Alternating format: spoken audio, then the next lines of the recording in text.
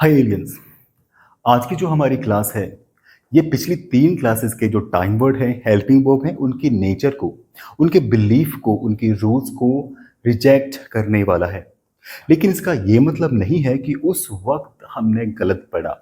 आज का जो कॉन्सेप्ट है this is utterly different from that class which we took. ये तीनों क्लासेस इंग्लिश ग्रामर की कोर क्लासेस हैं। दूसरा, ये तीनों क्लासेस एक ही फैमिली रूट से आते हैं। और तीसरा, इन तीनों क्लासेस का अपने में दो अलग अलग यूजेस हैं। ये मैं बाद में रिवील करने वाला हूं। So boys and girls, ladies and gentleman, stay tune with me for knowing further. आज हम ओनली अफर्मेटिव सेंटेंस के बारे में डिस्कस करेंगे। ये जो क्लास का जो कॉन्सेप्ट है ये ओनली एप्लीकेबल है अफर्मेटिव सेंटेंस को बनाने के लिए। कभी भी अगर आप अफर्मेटिव सेंटेंस को डिज़ाइन या फॉर्म करना चाहते हैं तो this is the only structure which will assist you. सबसे पहले पुट किया जाता है सब्जेक्ट। इंग्लिश ग्रामर में किसी भी भाषा में 8 ही सब्जेक्ट्स होते हैं। सून आफ्टर टाइम वर्ड आपको डू, डज और डिड को नहीं रखना होता है। चलिए मैं वो रिवील कर देता हूँ जो मैं आपको स्टार्टिंग में बोला। ये तीनों टाइम वर्ड्स एक्शन भी हैं, जैसे कि डू इट, तो डू का मतलब करना होता है। लेकिन डू यू डू, इसमें wait, this is an impeccable example. Do you do, यहाँ पे 2 डू हैं। ये जो डू है ये आपकी हैबिट को बात कर रहा है, उससे उसके बारे में पूछना चाहता है। और ये जो डू है ये एक एक्शन है, एक क्रिया है, वर्ब है और इसकी 5 फॉर्म्स होंगी।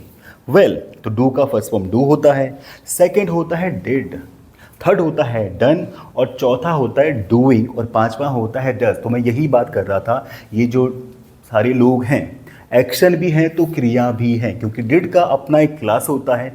डिड पास्ट में यूज़ किया जाता है। डज ही शी इट की हैबिट को या उनके नेचर को पूछने या नेगेटिव सेंटेंस बनाने के लिए काम में आता है। तीसरा शायद मैं बोल दिया है, आई गेस डन है। चलिए, तो इन तीनों को नहीं रखा जाता है। सपोज अगर आप बात करें इज एम आर की, सपोज मैं जा रहा हूँ, आई एम गोइंग, कहाँ जा रहा हूँ? स्कूल जा रहा हूँ।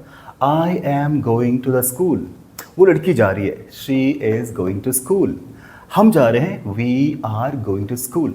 Okay, we will go, I can go, I should go, I have gone. But ये लोग नहीं बोलते हैं, इनको नहीं रखा जाता है। तो आज हम अगर इनको रखेंगे तो क्या गलत होगा और क्या इसका मतलब वही होगा?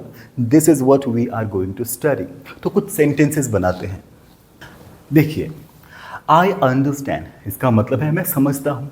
लेकिन अगर आप डू को पुट कर देते हैं तो इसका मतलब ये नहीं रह जाता है कि मैं समझता हूँ, बल्कि इसका मतलब होता है मैं समझता तो हूँ। सिंपल मीन्स अपनी बात में आप जोर डाल रहे हैं, एम्फोसिस कर रहे हैं। इसी प्रकार से दे नो अस, वो हमें जानते हैं। दे डू नो अस, वो हमें जानते तो हैं।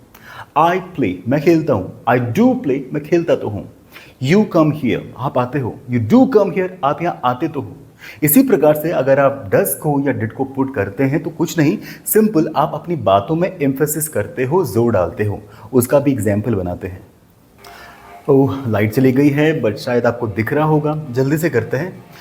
ही कुक्स फूड, वो खाना बनाता है। ही डज कुक, अगर डज है तो आपको फर्स्ट फॉर्म ही प्लेस करना है और इसका मतलब है वो खाना बनाता तो है। इट हैपन्स, ये होता है। इट डज हैपन, ये होता तो है। पास्ट में की अगर हम बात करेंगे तो आई कॉल्ड यू, मैंने आपको फ़ोन किया था। आई डिड कॉल यू, मैंने फ़ोन किया तो था। And last, it rained last night. It did rain last night, कल बारिश हुई तो थी। आई होप आपको समझ में आया होगा, मैंने काफ़ी जल्दी मैप पढ़ाया है। अगर कुछ भी आपको कन्फ्यूज़न है, कॉम्प्लिकेशंस है, आप मुझे कमेंट कर सकते हैं। Thank you so much for watching this class.